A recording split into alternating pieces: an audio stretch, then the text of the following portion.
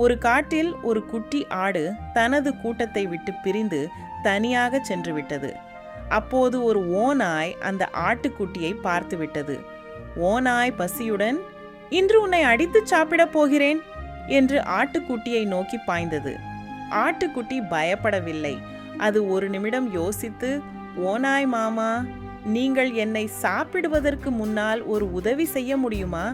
நீங்கள் நன்றாக பாடுவீர்கள் என்று கேள்விப்பட்டிருக்கிறேன். நீங்கள் பாடினால் நான் நடனமாடுவேன்.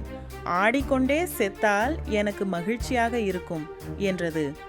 ஓநாய் புகழ்ச்சியில் மயங்கி தலையை உயர்த்தி பலத்த சத்தத்துடன் ஊளையிட ஆரம்பித்தது. அந்த சத்தம் கேட்டு அருகில் இருந்த வேட்டை நாய்களும் மேய்ப்பவனும் ஓடி வந்தனர். நாய்களை கண்டதும் ஓநாய் பயந்து ஓடிவிட்டது. ஆட்டுக்குட்டி தனது சாமர்த்தியத்தால் உயிர் பிழைத்தது.